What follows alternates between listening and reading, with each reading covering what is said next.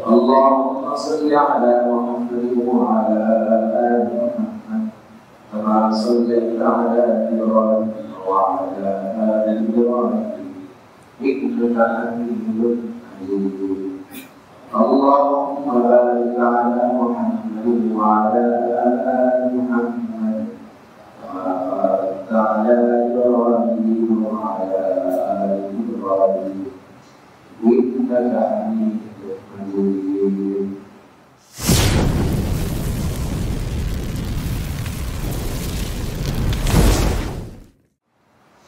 সম্মানিত মুসলিমরা, উপস্থিত ইমানদার মুমিন মুসলমানেরা, মহান রব্বুল আলামিনের অসংখ্য মেহেরবানি যে আল্লাহ তাআলা আমাদেরকে শারীরিক মানসিক সুস্থতা দান করেছেন এবং ঈমানের দৌলত দান করেছেন।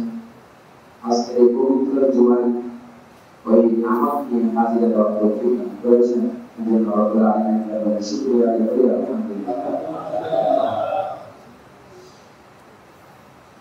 আল্লাহ রাব্বুল আলামিন আমাদের খালিক এবং মালিক। আল্লাহ রাব্বুল আলামিন আমাদেরকে সৃষ্টি করেছেন বলে আমরা পৃথিবীতে আসতে পেরেছি। এই দুনিয়ার যত কিছু আমরা দেখতে পাচ্ছি এবং এই দুনিয়ার বাইরেও আরো যত জগৎ আছে, সব কিছু খালিক এবং মালিক, সব কিছু সৃষ্টিকর্তা হচ্ছেন একমাত্র আল্লাহ। আল্লাহর এই সৃষ্টির মধ্যে বিভিন্ন রকমের পথ পরিবর্তন আমরা দেখতে পাই, বিভিন্ন রকমের পরিবেশ পরিস্থিতি আমরা দেখতে পাই। এই পরিবেশ পরিস্থিতি, এই পথ পরিবর্তনের ভিতর যেন আমরা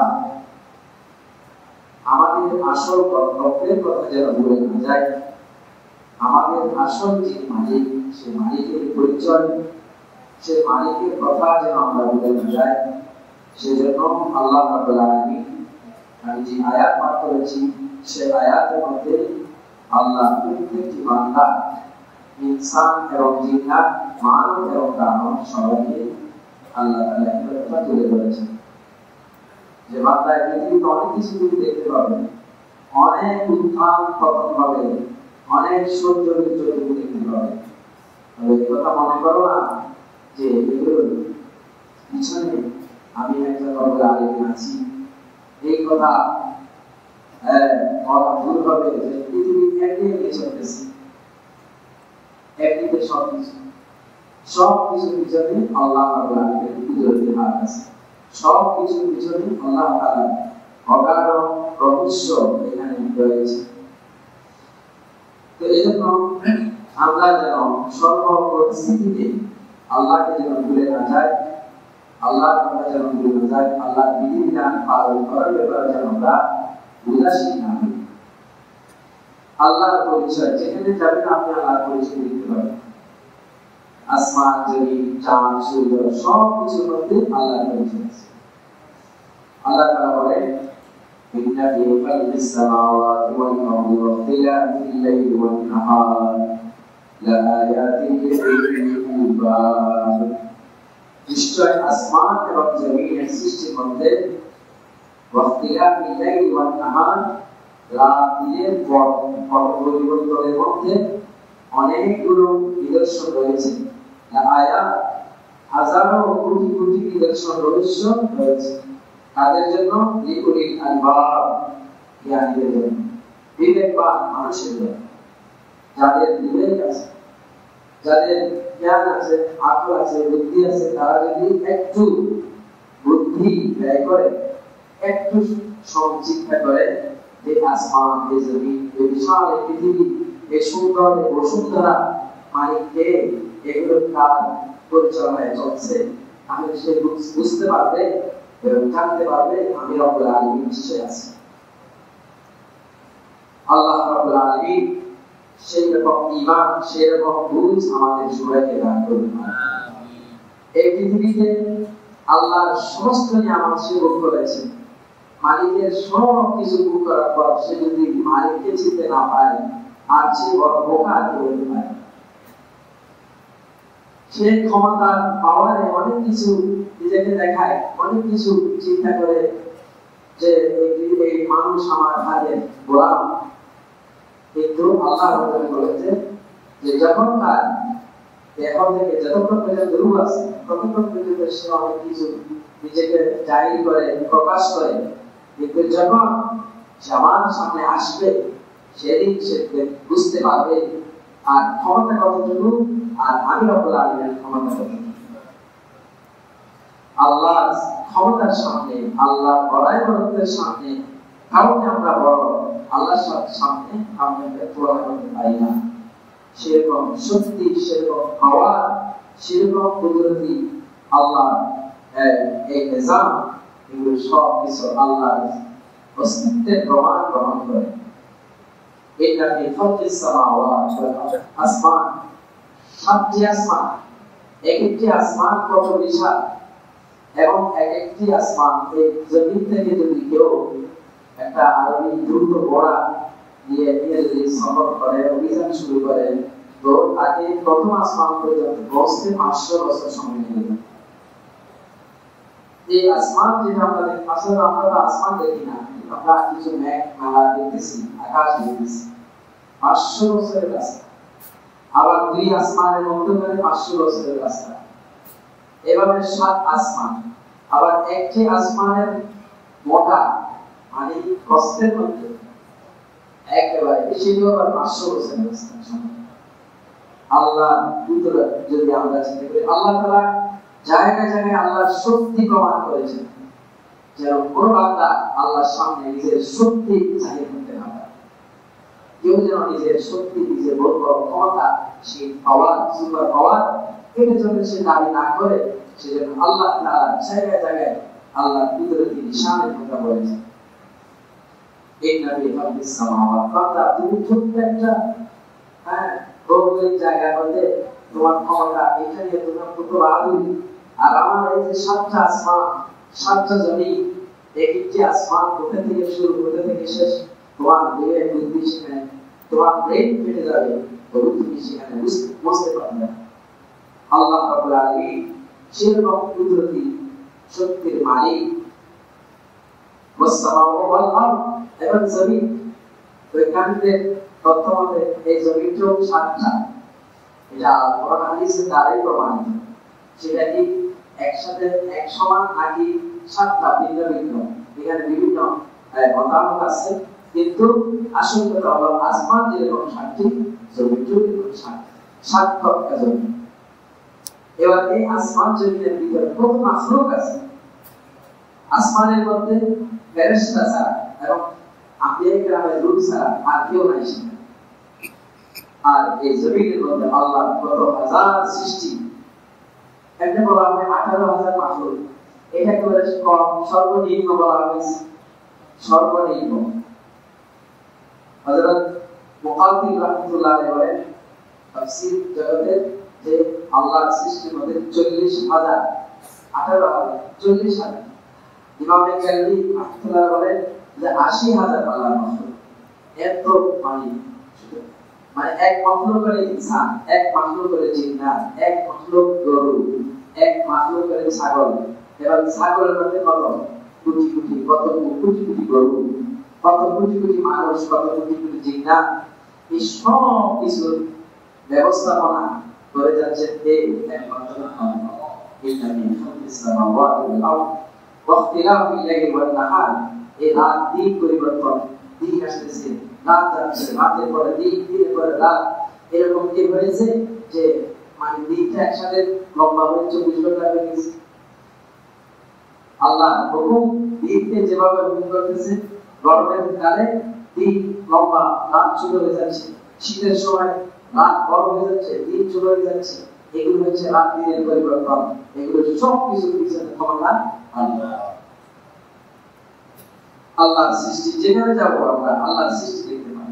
ইমাম শাফি রাহমাতুল্লাহ আলাইহি জিজ্ঞেস করা হয়েছে, আপনি এত বড় আলেম, জগৎ বিখ্যাত আলেম, আচ্ছা আপনার জ্ঞান মতে আপনি আল্লাহর অস্তিত্ব যে আছে এটা কিভাবে বুঝতে পারছেন, কিভাবে বুঝতে পারলেন? আমাদেরকে বলেন যে আল্লাহ যে এক জাতে পাক আছে।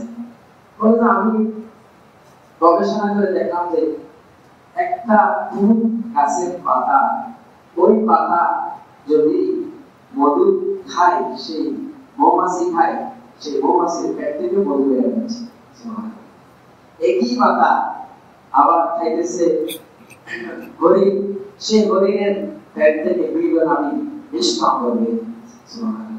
একই পাতা, এক ফুল পাতা, সেখান থেকে গরু খেলে সেখান থেকে দুধ বের হচ্ছে। একই পাতা, সেই পাতা থেকে রেশমি পোকা পোকা সে ওই দুধ পা খাইতেছে, ওখান থেকে তার পেট থেকে রেশম বের হয়েছে। তিনি হচ্ছেন আল্লাহ। এভাবে আল্লাহ পরিচয় তিনি এভাবে দিয়েছেন যে আল্লাহ রাব্বুল আলামিন কত আহসানুল খালিকিন, কত উত্তম এবং সুশৃঙ্খল। আল্লাহর সৃষ্টির মধ্যে কোনো মানে কোনো ভেজাল নেই, একেবারে নির্ভেজাল।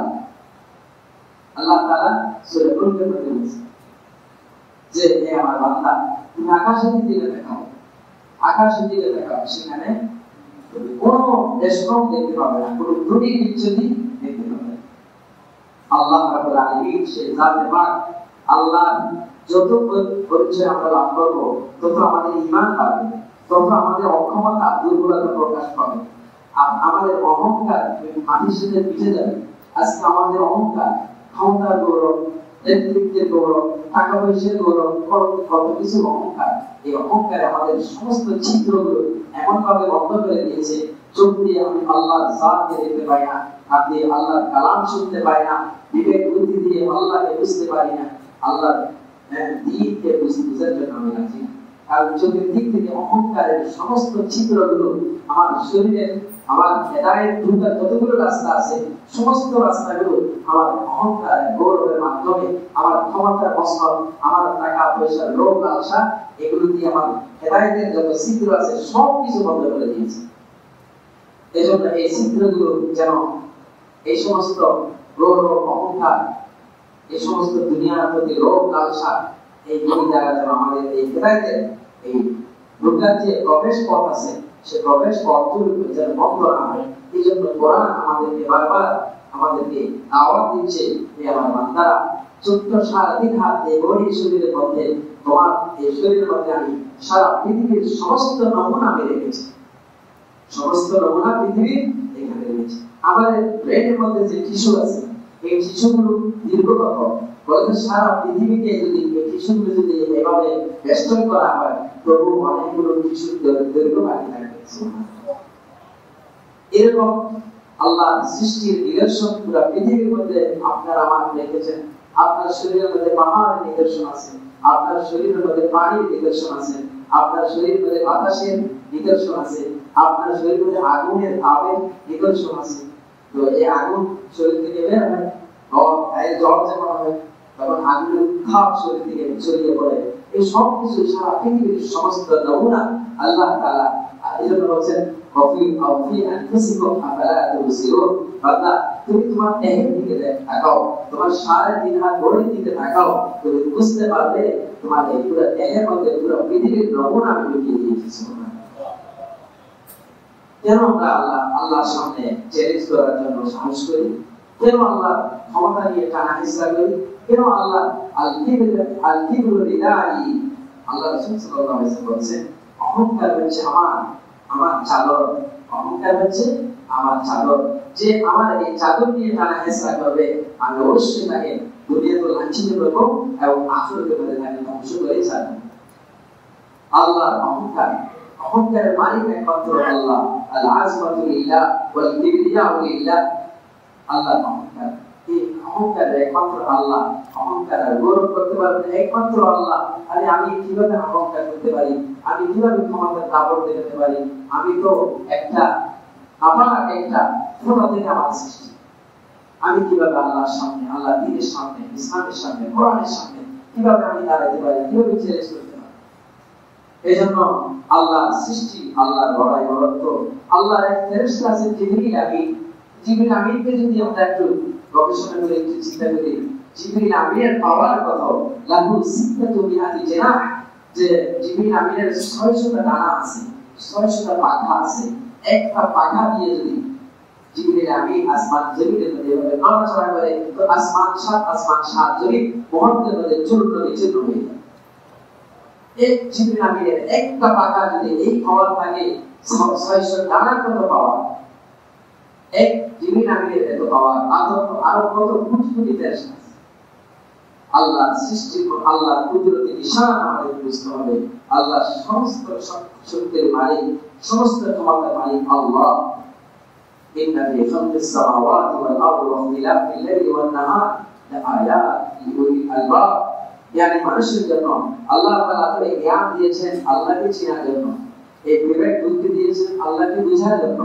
আমি যদি এই বিবেক বুদ্ধি যদি আল্লাহকে চেনার মধ্যে যদি আমি ব্যয় করতে না পারি, তো আমার চেয়ে বড় মূর্খ আপনি হতে পারেন। বিবেক বুদ্ধি জ্ঞান সবকিছুর মালিক আল্লাহ। এজন্য ইসলাম প্রথম যে নির্দেশ আমাদেরকে দিয়েছেন কোরআনের মধ্যে, আল্লাহ তাআলা বলেন ইকরা বিসমি রাব্বিকাল্লাযী খালাক। বান্দা পড়াশোনা করো।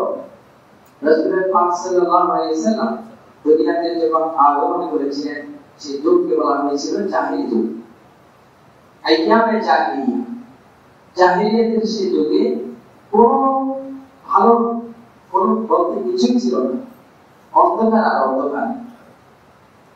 সেখানে মানুষের কোনো অধিকার ছিল না, নারীদের কোনো অধিকার ছিল না, এমনকি নিষ্পাপ শিশু, কন্যা সন্তান বেঁচে থাকার কোনো অধিকার ছিল না।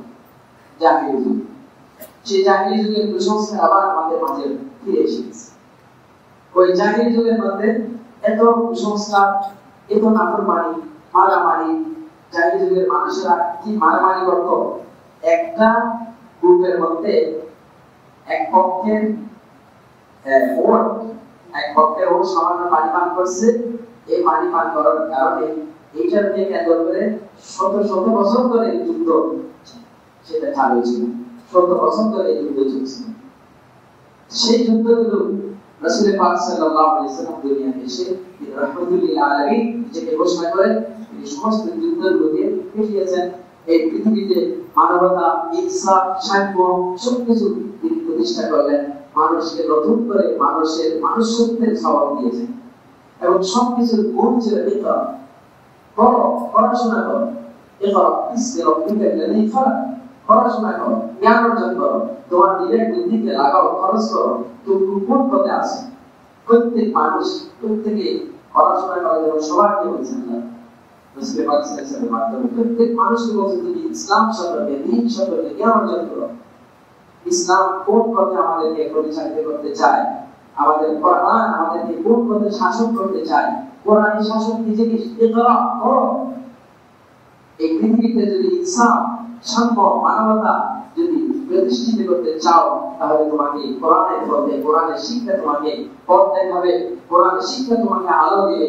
সমাজ থেকে অন্ধকার, সমস্ত মারামারি, হানাহানি সবকিছু একমাত্র কোরআনের শিক্ষার মাধ্যমে সেটা পরিপালন হবে। এই জন্য বলা হয়েছে ইকরা। প্রথম ওহী এটা ছিল না নামাজ পড়ো, প্রথম ওহী এটা ছিল না উযকুরু জিকির করো, প্রথম ওহী এটা ছিল না রোজা রাখো, প্রথম শিক্ষা এটা ছিল না যাকাত দাও, দান করো। কোনো কিছুই বলা হয়নি। প্রথমে বলা হয়েছে ইকরা, পড়ো, পড়াশোনা করো। আজকে আমরা ওই উম্মাহ, যে উম্মাহ পড়াশোনা করে সারা পৃথিবীকে আলোকিত করেছে, সেই উম্মাহ আজকে আমরা পড়াশোনা করে জানি।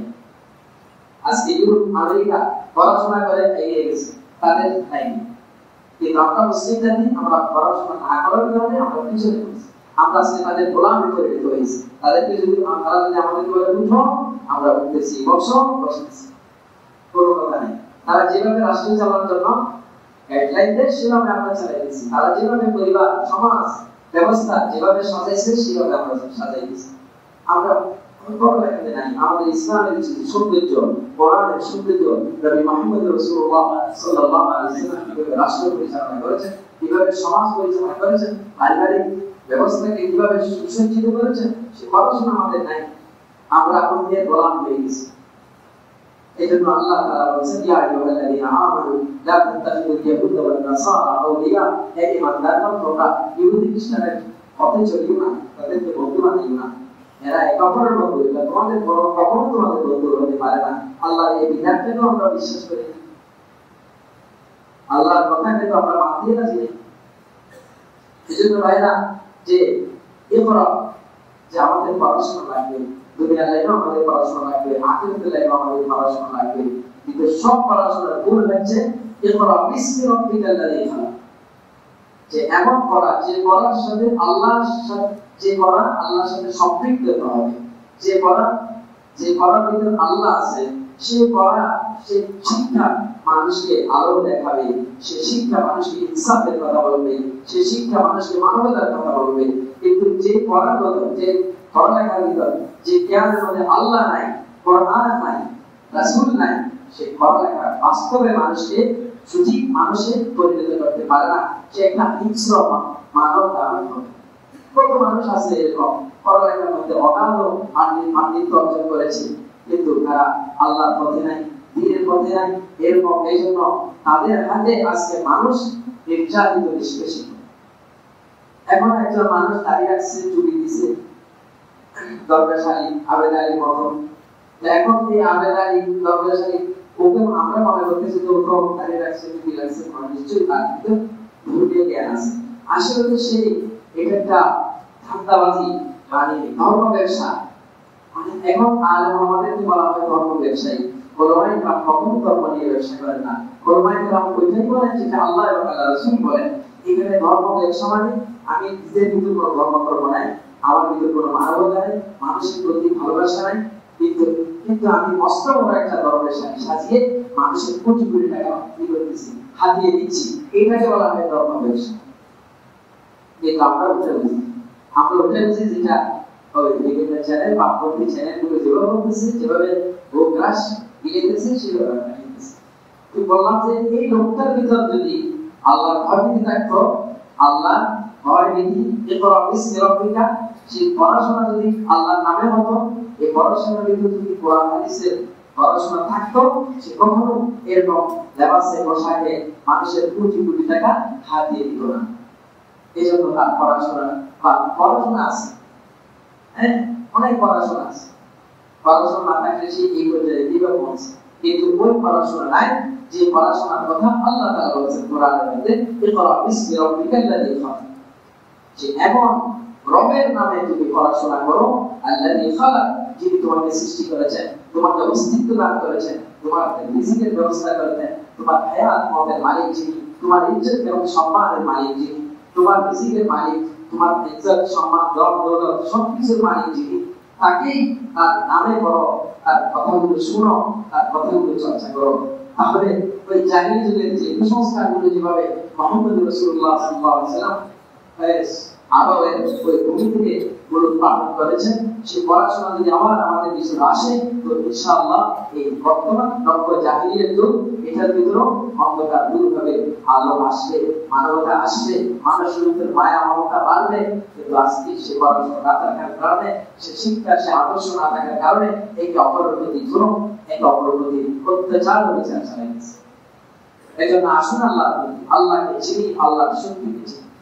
إن في خلق السماوات والأرض لآيات لأولي الألباب। يعني মানুষের আল্লাহ, يعني মানুষের একটা পরিচয় দিয়েছেন, الذين يذكرون الله قياما وقعودا وعلى جنوبهم, যারা উঠতে বসতে চলতে ফিরতে সব সময় আল্লাহর জিকির থাকে, সব সময় আল্লাহর কথা। আমি যখন দোকানে যাব, ব্যবসার মধ্যে বসবো, ওখানেও আল্লাহকে স্মরণ করবো যে আমি ওখানে যদি ওজনে মাপ কম দিই, আল্লাহ আমাকে ওখানে ধরবেন, আল্লাহ আমাকে জবাবদিহি করবেন, আমাকে জবাবদিহি করতে হবে। সেটাও আল্লাহর জিকির। আমরা জিকির মানে এটা মনে করি যে মসজিদের কোনায় পাশে আল্লাহ তাআলা বলতে বলে জিকির, এটা জিকিরের একটা, এটা টোটাল জিকির না। জিকির মানে জিকির হচ্ছে ব্যাপক একটা শব্দ। আল্লাহ তাআলা বলেন উঠতে বসতে চলতে ফিরতে সব সময় আল্লাহকে স্মরণ করা, আল্লাহর ধ্যান জ্ঞানে মগ্ন হওয়া। যে ব্যক্তি সবসময় আল্লাহকে স্মরণ করবে, সে মসজিদে আল্লাহকে যেভাবে স্মরণ করতেছি, সে যখন বাজারে যাবে, মার্কেটে যাবে, সে সেখানেও যদি আল্লাহকে স্মরণ করে, সে কাস্টমারের সাথে দুটোবাজি করবে না, সে কাস্টমারের সাথে প্রতারণা করবে না। যার ভিতর আমাদের ভিতরে আল্লাহর স্মরণ, উনি যখন বিচার হবে, আদালতে বসবেন বিচার করতে, সেখানে অন্যায় উনি কিছু করবে না, মজলুমের সাথে কোনো বেইনসাফি করবে না, জালেমকে পাওয়া, জালেমদেরকে সর্বোচ্চ সুযোগ দেওয়া, মাজলুমদেরকে অনুরোধ করা, সেই কাজটা করবে না। একজন বিচারক, একজন ব্যবসায়ী, একজন রাষ্ট্রপতি, প্রধানমন্ত্রী, যে কোনো শ্রেণীর যে কোনো পেশার মানুষ, তার ভিতরে যদি আল্লাহর জিকির থাকে, আল্লাহকে স্মরণ করা, আল্লাহর ভয়ভীতি এবং পরকালের জবাবদিহিতা যদি থাকে, তাহলে এই দুনিয়ার মধ্যে কেউ কাউকে জোর করতে পারে না, কেউ কাউকে হস্তক্ষেপ করতে পারে না, কেউ কারো হক আত্মসাৎ করতে পারে না। তার যা করতেছে, যে করতেছে, তার অন্তরের ভিতরে আল্লাহ নাই, আল্লাহর জিকির নাই, আল্লাহর ভয় নাই। এজন্য জ্ঞানী তারা জ্ঞানের পরিচয় দেওয়া আছে, আল্লাযীনা ইয়াযকুরুনাল্লাহ কিয়ামান ওয়া কুউদান ওয়া আলা জুনুবিহিম, শুয়ে শুয়ে তারা আল্লাহর কথা বলে, শোয়ার সময় আল্লাহর জিকির, বসেও আল্লাহর জিকির, দাঁড়িয়েও আল্লাহর জিকির, সবখানে, সব জায়গায়, সব পেশায়, সব কাজে, সেই সব কাজে আল্লাহকে স্মরণ করে, আল্লাহকে সমীহ করে চলে, আল্লাহর বিধানকে মাথার উপর রাখে, যে আল্লাহ একজন আছেন, তার সামনে আমাকে দাঁড়াতে হবে। সেদিন সব মানুষকে আল্লাহর সামনে হাজিরা দিতে হবে। আল্লাহ তাআলা আরেক আয়াতে বলেছেন, কাল্লা ইযা তুফিয়াতিল আরদু দাক্কা ওয়া জাআ রাব্বুকা ওয়াল মালাইকাতু সাফফান সাফফা ওয়া জিআ বিজাহান্নামা ইয়াওমা ইয়াতাযাক্কারুল ইনসানু আন্না লাহু যিকরা। আল্লাহ বলেন, কাল্লা, তোমরা যে পৃথিবীতে সুন্দর পৃথিবী দেখছো, এটাকে এমনি থেকে যাবে না। ইযা তুফিয়াতিল আরদু দাক্কা, যখন কিয়ামতের সায়রা আসবে, ইসরাফিল আলাইহিস সালাম যখন সায়রা বাজিয়ে দিবেন, তখন তুফিয়াতিল আরদু দাক্কা, যে এই জমিন চূর্ণ বিচূর্ণ হয়ে যাবে, এই আসমান টুকরা টুকরা হয়ে যাবে, এই পাহাড় পর্বতগুলো টুকরা টুকরা হয়ে যাবে। ওয়া জাআ রাব্বুকা, সেদিন আল্লাহ কিয়ামতের ময়দানে উপস্থিত হবেন, ওয়াল মালাইকাতু সাফফান সাফফা, সমস্ত ফেরেশতারা কাতারবদ্ধ হয়ে ভয়ে একেবারে কাতর করছে, তারা দাঁড়াবে একেবারে সুশৃঙ্খল কাতারবদ্ধ হয়ে। ওয়াজিআ ইয়াওমাইদিন বিজাহান্নাম, সেদিন ৭০,০০০ ফেরেশতা জাহান্নামের ওই আগুনকে এভাবে টেনে নিয়ে আসবে। সেদিন ইনসান বলবে, ইয়াওমা ইয়াতাযাক্কারুল ইনসান, সেদিন যে সমস্ত মানুষেরা দুনিয়াতে অন্যায় করেছে, অভিযান করেছে, জুলুম নাফরমানি করেছে, আল্লাহর সাথে শিরকের কাজ করেছে, যত অন্যায় অপরাধ করেছে, সেদিন সব মানুষেরা একটা একটা করে স্মরণ করবে, হাই এটা আমি কি করলাম, ওইটা কি করলাম, এটা কি করলাম।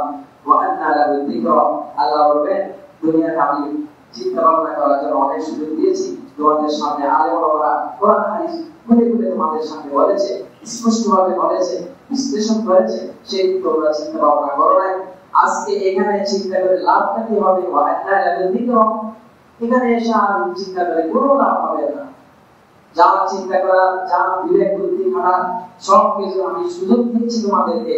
জীবনের ওই দুনিয়ার ওই ক্ষণস্থায়ী জীবনে তোমাদেরকে ওই জীবনটা ছিল তোমাদের জন্য পরীক্ষা, ওই দুনিয়ার চাকচিক্য এগুলো ছিল তোমাদের মানে মোহগ্রস্ত হওয়ার একটা মানে মাধ্যম।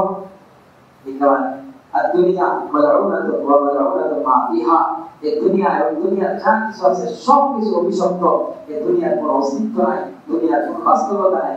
যে দুনিয়ার জন্য আমরা আজকে পাগল হয়ে যাচ্ছি, যে বিল্ডিং করার জন্য আজকে হালাল হারামের কোনো বিচার নাই, এই দুনিয়া কিছুতেই থাকবে না। যা দুঃখের আরো দেখা, এই জমিন একেবারে চূর্ণ বিচূর্ণ হয়ে যাবে, টুকরা টুকরা হয়ে যাবে। ওয়াতাকুনু জিবালু কাল-আইনিল মানফুস, পাহাড়গুলো রুইয়ের মতো উঠতে থাকে। সেদিন ওই দিনের অপেক্ষা করার জন্য বলা হয়েছে।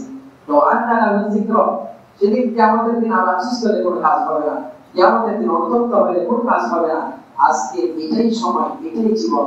এরপরে আর নতুন একটা জীবন শুরু হবে, সেই জীবনের মধ্যে কোনো আমল নাই, শুধু শাস্তি আছে অথবা পুরস্কার আছে। আজকে কোনো আমল, আজকে শুধু আমল আছে, কোনো পুরস্কার আল্লাহ তাআলা এখানে দিবেন না। আসল পুরস্কার আল্লাহ তাআলা তার বান্দাদেরকে পরকালে দিবেন। এজন্য ভাইরা, আমরা আল্লাহর ভয় বরত্বকে বুঝার জন্য চেষ্টা করি। প্রত্যেক নামাজের মধ্যে একটা কথা কেন বলা হয়? একটা শব্দ আযানের মধ্যে, ইকামতের মধ্যে, নামাজে ওঠা বসায়, সে বাক্যটা কি? সবচেয়ে বেশি যে বাক্যটা আযানের মধ্যে উচ্চারণ হয়, ইকামতের মধ্যে উচ্চারণ হয়, সেটা কি? আল্লাহু।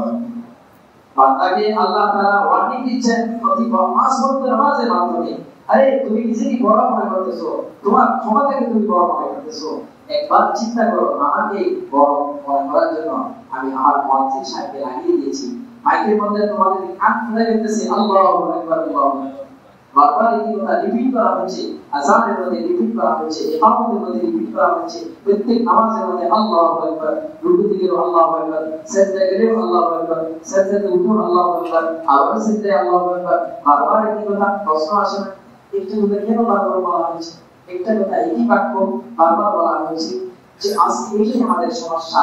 আজকে দেশের পরিস্থিতি সব জায়গায় সবকিছুর মূল কারণ হচ্ছে আমরা নিজেকে সর্বোচ্চ ক্ষমতার মালিক মনে করি। নিজের যে পেশায় আছি প্রত্যেকে আমরা মনে করি আমি বড়, আমার যে বড় কেউ নাই। আল্লাহ বলেন বান্দা দেখ আমি দেখাবো কিয়ামতের দিন যখন ইসরাফিল আলাইহিস সালাম যখন শীতের মধ্যে ফু দিবেন, সেদিন ফুর ক্ষমতা কোথায় যাবে, তার অস্তিত্ব কোথায় যাবে।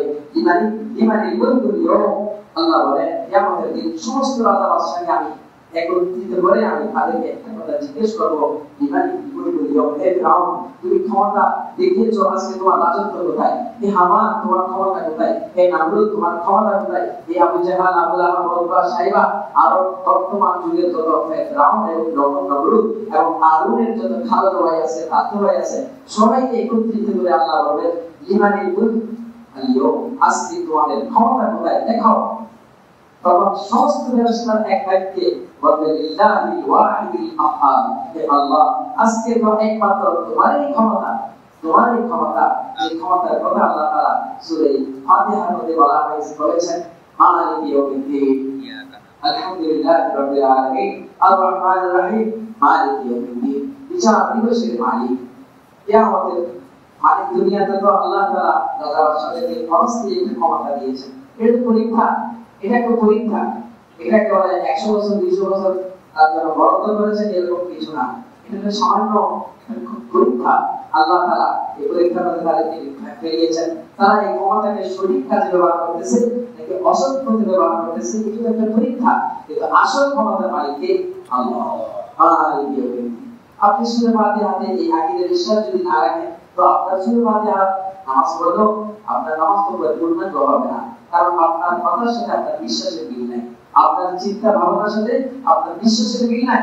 আপনি যদি দুনিয়ার কোনো মানুষকে যদি সকল ক্ষমতার মালিক মনে করেন, তার কাছে আমার ইজ্জত, তার কাছে আমার সম্মান, তার কাছে আমার রিজিক, তার কাছে আমার চাকরি, তার কাছে আমার পদ, এটা যদি মনে করেন তাহলে এটার সাথে মালিক ইয়াউমিদ্দিনের সাথে মিল নাই। লিমানিল মুলকু লিল্লাহিল ওয়াহিদিল আহাদ, কোরআনের এই আয়াতের সাথে মিল। এজন্য আমাদেরকে পড়াশোনা করতে হবে, ইকরা করো, চিন্তা ভাবনা করো আল্লাহর সম্পর্কে, আল্লাহর জাত সম্পর্কে, আল্লাহর কুদরতের শান সম্পর্কে। আল্লাহ তাআলা সূরা বাশার মধ্যে বলেছেন আফালা ইয়ানজুরুনা ইলা al-ibli কাইফা খুলিকাত ওয়া ইলা as-সামা'i কাইফা রুফি'াত ওয়া ইলা al-জিবালি কাইফা নুসিবাত ওয়া ইলা al-আরদি কাইফা নুসিবাত। হে আমার বান্দা দেখো মোটের দিকে তাকাও, দেখো ও চমৎকার আল্লাহর সৃষ্টি, কত বিশাল সৃষ্টি। মোটের উপরে বিজ্ঞানীরা গবেষণা করে কোরআনের মধ্যে ইবনে বলছে আল্লাহ তাআলা আমার বান্দারা আমাকে চিন্তা করে আমার একটা সৃষ্টি, একটা ক্ষুদ্র একটা সৃষ্টি বড়, এর মধ্যে দিকে গবেষণা করো, পড়াশোনা করো, তারপরে বুঝতে পারবে আমি সেই মহান রব্বুল আলামিন, আমার ক্ষমতা কত, আমার পাওয়ার কত, আমার সৃষ্টি সৌন্দর্য কত।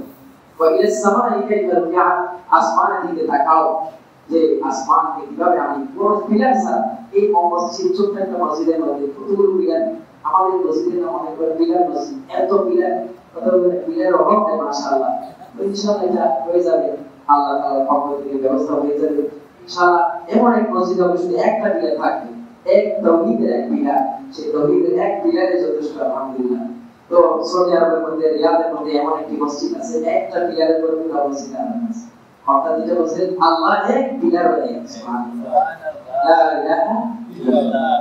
তো আল্লাহর সৃষ্টি ওয়া ইলা সামাই কাইফা রুফি'াত ওয়া ইলা al-জিবালি কাইফা নুসিবাত। আল্লাহ তাআলা যে বলছেন যে পাহাড়ের দিকে তাকাও, আমি পাহাড়গুলোকে কিভাবে দাঁড় করা আছে। ওয়া ইলা al-আরদি কাইফা সুতিহাত, এবং জমিনকে কত চমৎকার ভাবে আমি বিছানো রাখছি। এই জমিনের মধ্যে আমরা এই জমিন যে ফর্ম করতেছি, এই যে পিলার বড় বড় ফাইলিং করতেছি, এই জমিনের মধ্যে যদি যুবক থাকতো আমার আপনার মতো, তাহলে জমিন রাজি হতো আপনার ফাইলিং করার জন্য যে না খবরদার আমার এখানে একটা আঘাত দেওয়া যাবে। আল্লাহ রাব্বুল আলামিন পুরো জমিনকে জীবনভাবে জমিনকে আমরা ব্যবহার করতেছি, ইচ্ছা মতো আমাদের যেখানে মন চায় সেভাবে খনন করতেছি, যেভাবে খাল খনন করতেছি, পুকুর খনন করতেছি, বিল্ডিং বানানোর জন্য ফাইলিং করতেছি, কিন্তু জবান থেকে একটা শব্দ নাই, কারণ আল্লাহ তাআলা জমিন, এই জমিনটাকে বান্দার উপকারের জন্য বানিয়েছে। আসমান, জমিন এবং জমিন, চাঁদ, সূর্য, গ্রহ, নক্ষত্র, এই বাতাস, এই পানি, এই আগুন, সবকিছু আমার আপনার জন্য। আমি যেন এই দুনিয়াতে সুন্দরভাবে এগুলোকে ব্যবহার করতে পারি, নিজের জীবনের প্রয়োজন মেটাতে পারি, এবং এর মাধ্যমে আল্লাহর পরিচয়, আল্লাহর গোলামি করতে পারি, দাসত্ব করতে পারি। গোলামি করতে হবে মাত্র আল্লাহ, দাসত্ব করতে হবে মাত্র আল্লাহ, সকল ক্ষমতার মালিক মাত্র আল্লাহ। জনগণের সকল ক্ষমতার উৎস, এগুলো মানুষের মৌখিকতা, এগুলো বাস্তবতা নেই। আল্লাহ ইন্না কুওয়াতা লিল্লাহি জামিআ,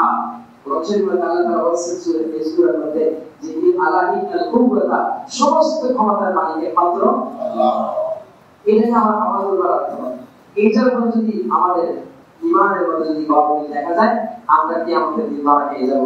আল্লাহ তাআলা আমাদেরকে আল্লাহর প্রতি পূর্ণ আস্থা ও বিশ্বাস রাখার তৌফিক দান করুন।